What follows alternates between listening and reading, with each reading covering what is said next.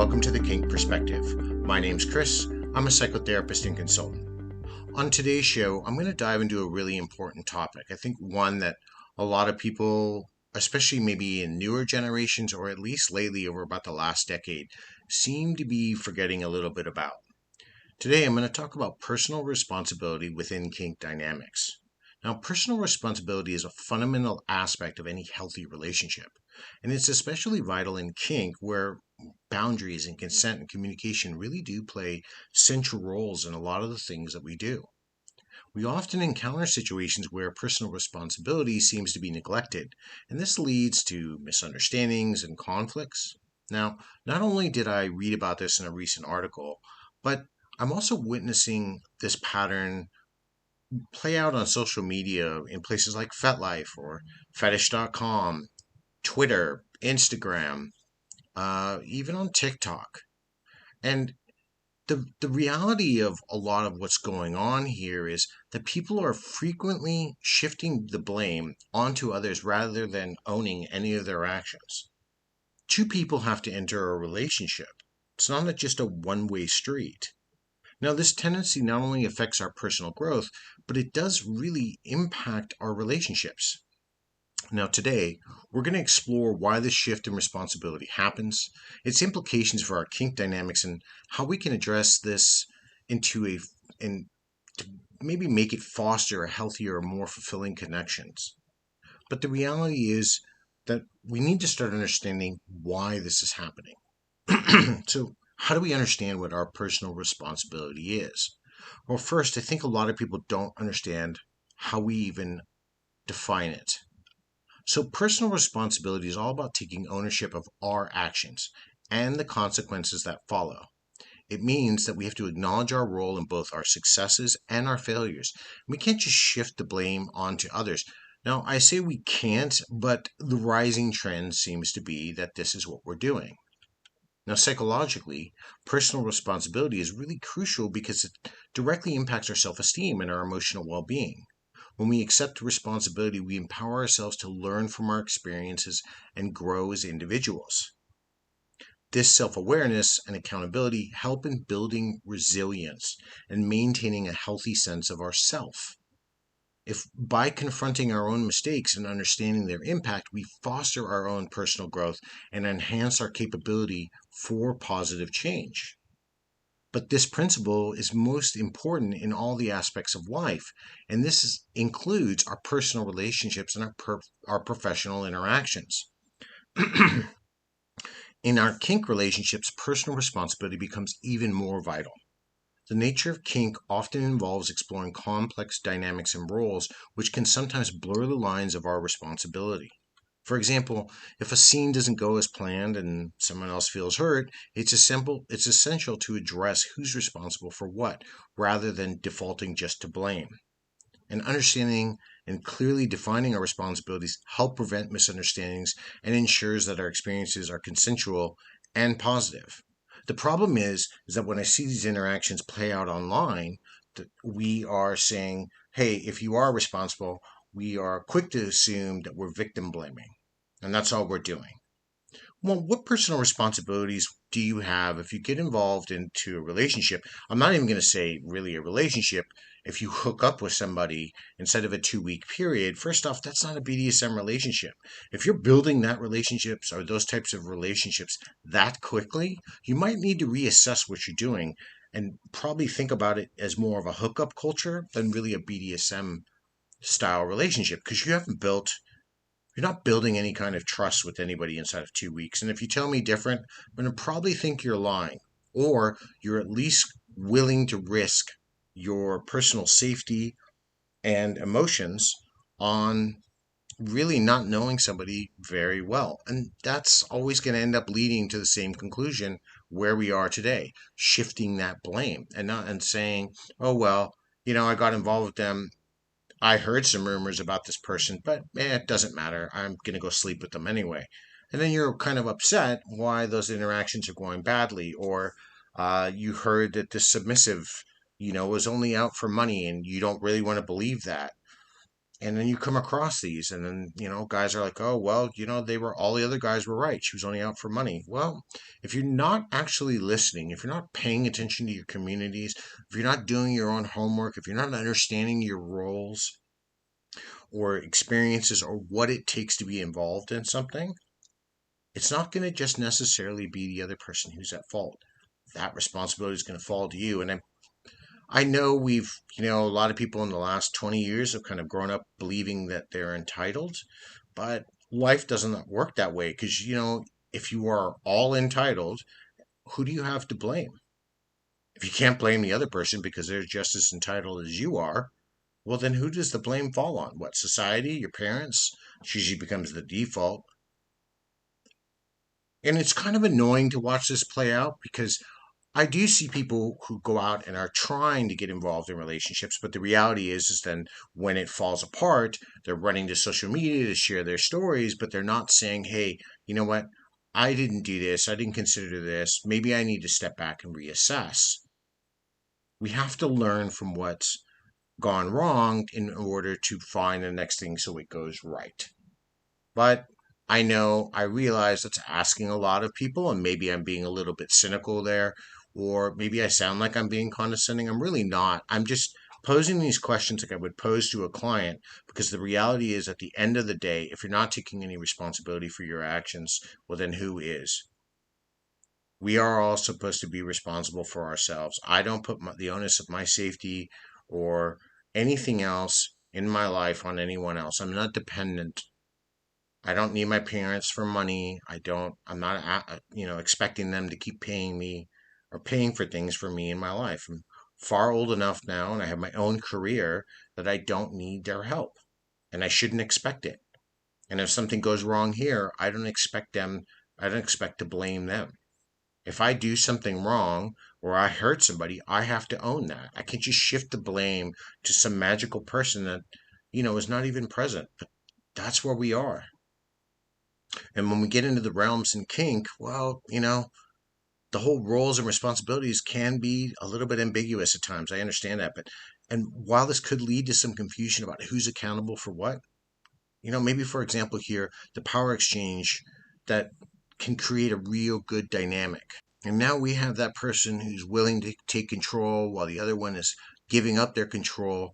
And I realize this can blur the lines of personal responsibility. And this actually even led to a question I received the other day about, why is it I'm finding a lot of dominants I run into don't seem to be talking about what they want or not really leading, they're letting the sub lead. Well, maybe then they're not dominant. Maybe they're not exploring enough. They're not taking any responsibility for the role that they've chosen to do that. There's I think a lot of people are entering the kink scene because it's now being flooded with so much sexuality over kink. There is eroticism in kink, but eroticism and sexuality aren't the same thing. So we don't get to absolve part of our responsibility and any of the responsibilities inside of a dynamic just because I've assumed a role. We have to remember that regardless of these roles, both of us still own our actions. And we have to learn to communicate openly about our needs and our limits, our desires, our fantasies. I can't just expect my partner to know. And then when they don't fulfill that, blame them because I didn't say anything. But that's okay because that's what we're doing nowadays. And I do find it unproductive and demonstrative to what we do in kink. It's antithetical. If you don't really want to participate in sharing, why are you getting in a relationship in the first place? No one's a mind reader. These misplaced expectations arise when these roles aren't really clearly defined or discussed, or you don't have enough educational background to understand them in the first place. For example, if your submissive partner feels that their needs should be anticipated without communication, while the dominant partner sitting here might assume that all the responsibility lies with them, this can really lead to dissatisfaction and conflict if not all these things are addressed properly. But if we're maintaining clear communication and we have an understanding of what our expectations are beforehand, we can navigate each step of our dynamic along the way and do it in an effective manner that ensures that our personal responsibility is upheld in all aspects of our kink relationships, not just when we choose it. And honestly, all I'm seeing lately is people saying it doesn't matter what part of the relationship I have, I'm still not to blame. I can tell you now, and it's going to be a very unpopular statement, but it's not going to change it any for any one given reason. Even as something as terrible as infidelity inside of a relationship or a marriage, both partners have a responsibility because there was a breakdown somewhere. Or you acknowledge that they did this and it was okay. Or you didn't investigate these people enough. Right? There is always something that leads to it. And that's not just me saying it. There are other experts that are far more knowledgeable and have far more clinical experience than I do about that subject. One being who I look up to and whose seminars I've been to, which is Esther Perel. And she's talked about this in her book called State of Affairs. We have to own our responsibility in the things that go wrong. We can't just say, oh, well, she went off and slept with that dude and that's the end. Wasn't me, it was all her. He went off and did that and I had no idea. Well, if you both started out a relationship by cheating on your significant others with each other, you've already laid the bedrock foundation down to say that, you know what, cheating is okay. Oh, I knew she slept around with a lot of different guys. I didn't mind. Well, then that's telling that person that the behavior's still okay to do. Or, I took him away from my best friend. Well, what's then going to stop that thinking and saying he can't do it again? I'm not saying that, I'm not doing the whole, I don't believe the mantra that cheaters always cheat because it's not true. They can change their behavior. Things do change, but what I am getting at is certain behavioral patterns we have to recognize and not say, oh, well, I've got nothing here. There's no responsibility. It's just not true. Absolutely and fundamentally not true. We hold responsibility. And so this kind of leads me in this next part of this whole psychology of blaming others. And we have to understand why we tend to shift blame onto others. And this requires a dive into these whole psychological mechanisms that are at play. And when we kind of unpack some of these reasons, we can better grasp how blaming others impacts our interactions for personal growth. And this part really here is going to give you the reasons behind some of this behavior, the focus on how it affects our relationships, and particularly the emphasis on kink dynamics. Now, first, one of the main mechanisms is about protecting our self-esteem. And if we're blaming others, this often serves as a defense mechanism to safeguard our self-esteem.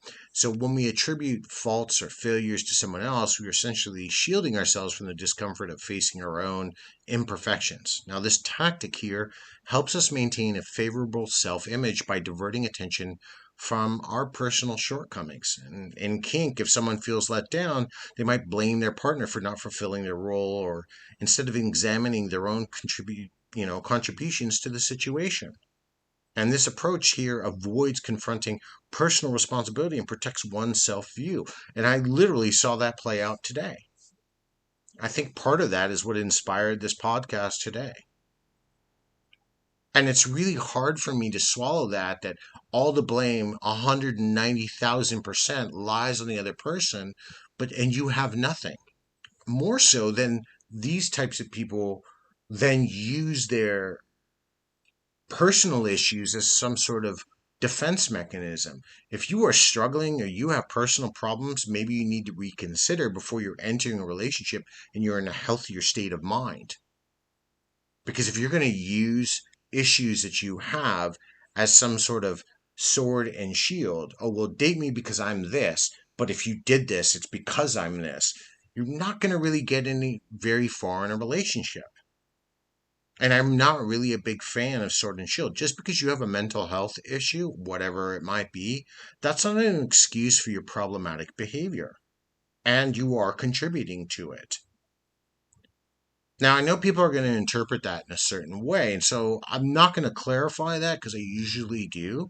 You're just going to have to sit and marinate and think on that because it's really an important point. We can't just keep using things that are happening to us. If we have a trauma in our life, you know what? I've been traumatized multiple times. I've been involved, when I was in the military or when I was in law enforcement or even prior.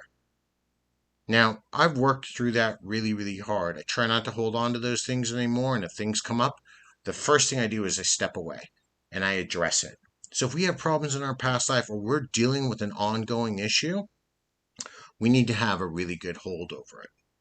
But the thing is now we are told that, hey, I have this problem and I need to be loved too. You're right. We all want to be loved. There is no human right to be loved. No one has to love you. I do regret to inform you all of that. And I'm not here to coddle people's emotional states because that's not what I do. We don't change behavior. But you need to understand just because you exist, that doesn't mean someone has to love you. It's a terrible feeling. And I wish people could find their happiness, but not all people want to be with somebody else.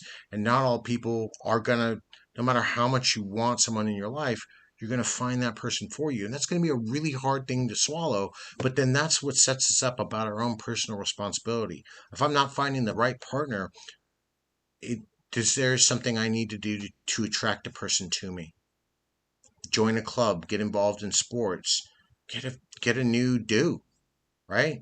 Maybe hit the gym. I don't know. Something where you're going to be a little bit more social and attract people in your life. That those are the types of people you want. Go to events, right? No one's going to find you sitting in your room. No prince or princess is going to knock on that door and say, oh my God, I've been looking for you all my life. If you don't make active contributions, you are diffusing your own personal responsibility. And you're going to sit there and lead a very lonely life.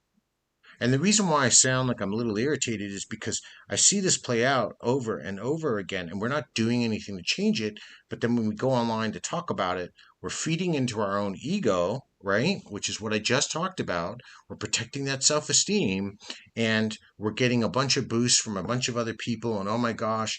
And then what really kills me is I read through their comments, and then they're like, but I'm so vulnerable. You're not vulnerable. You're either not paying attention and reading the social cues, or you're just saying, screw my personal responsibility. I have none. I'm an innocent fawn. That just doesn't work in kink. I'm sorry, it doesn't. If you just showed up day one and you said, yes, uh, I want to go home with you and have sex with you, and then you're upset that you find out that that person ghosts you after that, well, as much as they might be a terrible person for doing that, and I don't want to even speculate on that, you had something to do with that. You decided to go and engage them and have sex with them. Maybe you have to reassess what you actually want out of a relationship, right? So let me come off this soapbox a little bit. Let's get into the next point here, and this is about seeking emotional relief. And this is another reason we shift blame, because this immediate emotional relief it provides when we experience dissatisfaction or distress. Directing blame towards someone else could be a way of channeling our frustration and feel justified in our emotions. And that's like this post I'm talking about today. And for instance, if a king scene doesn't go the way it's supposed to, we blame our partner for the outcome, and that can offer some temporary relief for the emotional turmoil. But you know what? This act here of shifting the blame helps alleviate the immediate emotional pressure, but it often overlooks the underlying issues that need to be addressed. But we're not going to address them because you know what? I don't have any personal responsibility. I don't have to do it because it's somebody else's fault. Or this next part here, which is about misinterpreting actions and intentions. And this is a common issue, and it's really difficulty in separating a person's actions from their intentions. This can lead to incorrect blame. And in kink relationships, if things don't go as expected, there may be a tendency to blame a partner for not meeting an expectation, even if they don't know what it is, even if the trust issue lies in a lack of clear communication or mutual understanding. And this misunderstanding between intent and outcome can heighten the conflict and obstruct effective problem solving as it focuses on assigning blame rather than resolving the actual problem. Can you figure that one out? Because that's just what we do. That's what we're doing in these new generations. And I'm sorry, it's not like I'm intentionally trying to pick on you, but you're really making it easy for me and you're setting it up because this comes into this next part. We have a bias in our attribution here because we're exhibiting a bias where we attribute our own successes to our own efforts, but we blame others when we fail. And this self serving bias influences how we perceive and react to situations. In kink dynamics, this can mean taking full credit when a scene works and is wonderful and is great. But if something goes wrong, then everything is blamed on our partner. And acknowledging and addressing this bias is really important. And this is how we promote accountability in our relationships. And this actually will lead to healthier and more constructive interactions. And that's really quite important. Oh, hey, I forgot to tell you I had hurt my leg at work. I don't think I can do the scene today, right? Okay, well, we'll do the scene next week when your leg is feeling better. That's important information. But oh, I'm not going to tell my partner I've hurt my leg. I'm going to do the scene. So then when the pain gets really bad, and then I'm going to go on and get on social media and talk about how I hurt my leg. And then, I did the scene and they didn't pay attention to the pain and it's all their fault. No personal responsibility. And you think that I'm kidding when I say these things, but it's literally almost a daily occurrence. So we're diffusing a lot of this personal responsibility. And it happens. And this kind of leads me to this next part here. This is what are the consequences of blaming others in kink? Now, we have to understand the fallout from blaming others in kink relationships really does highlight how this behavior affects both personal and interpersonal dynamics and our personal development. And we have to understand how avoiding personal responsibility and shifting blame creates significant strain on relationships and hinders our growth. If we understand these consequences, we better understand why taking ownership is essential for maintaining a healthy and fulfilling kink experience, which is essentially what a lot of people come to it for. I know the bleed over between poly and swinging has kind of muddled the waters a little bit. Not going to cover that today. I've got something in the future lined up between those three, all three lifestyles, because that's what they are. They're not the same thing. We'll get into that another day. But going back on this thing here on the consequences of blaming others, first, let's talk about the relationship strain. Now, when personal responsibility is avoided here and blame is shifted onto our partners, it significantly strains the relationship instantly. Now, inside of kink dynamics, the inability to own up for our actions leads to recurring tension, conflict, and even resentment. Now, if one partner, for example, consistently blames the other for not meeting expectations during a scene, this behavior can create a cycle of frustration and dissatisfaction. They may not want to dominate you anymore, or they may not even want to submit. Now, such blame shifting undermines the foundational trust and open communication that are vital for any successful kink relationship. Over time, these issues can deepen and they result in damaged trust or deteriorated communication between the two people or in the future. And that makes resolving conflicts and maintaining a healthy dynamic increasingly challenging. And what about how it hinders our personal growth? Well, when we shift blame, this hampers personal growth and our self awareness, both of which are crucial for fulfilling our kink experience. That's why we come to it, right? To grow and to be more aware of who we are. And when individuals avoid confronting their own roles in conflicts, instead they place the blame on their partners, they miss out on the important opportunities for introspection and our own self-improvement. Personal responsibility is essential for developing a deeper understanding of ourself and our needs within kink. And by not addressing our personal faults or our missteps along the way, we're going to find it really difficult to grow and adapt. And it's going to limit our ability to engage meaningfully or constructively in kink practices or the community in the future. And this lack of self-awareness can stifle personal development and affect the overall health of the kink dynamic. Now, in closing here, the whole importance of personal responsibility within the dynamics can't be overstated. I can't talk about this enough. I write about it on occasion. But when individuals take ownership of their actions and acknowledge their role in the issues that arise, it really does create a better relationship, and it allows you to grow as a human being. Blaming others not only disrupts the balance of trust and communication, but it prevents anything meaningful as far as self-reflection or development of who you are. If you embrace personal responsibility, that allows for you to have a more genuine connection. And I'm going to guess a more fulfilling kink and BDSM experience. It's important to remember that taking responsibility is a continuous journey of self-awareness and growth.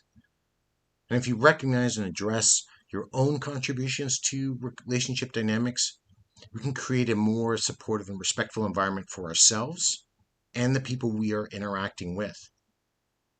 Personal responsibility is not just about correcting our faults, but striving for a deeper understanding and improvement in our own interactions and our practices. And I know a lot of people are going to have their own views on this, and that's okay. And that's why I do this show. So I definitely want to get some feedback on this. I'm going to put up a link on FetLife for some, to get some comments on this. Personal responsibility is usually a pretty big topic for a lot of people, especially in this arena.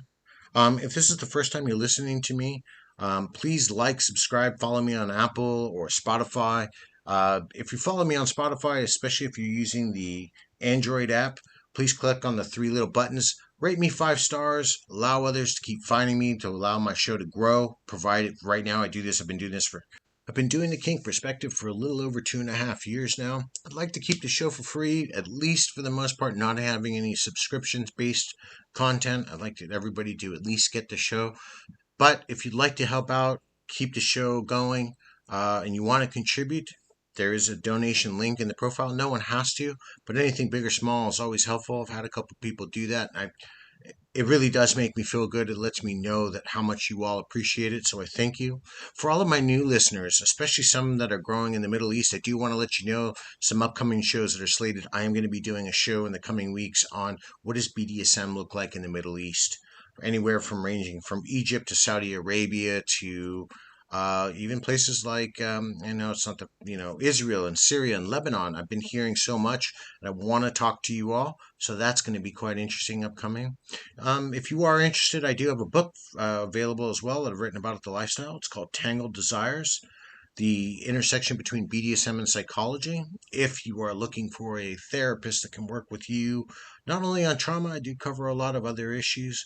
Please feel free to reach out to me on my website. The description for that, or the link for that, will be in the description for the show. You can find that there. You can talk to me there.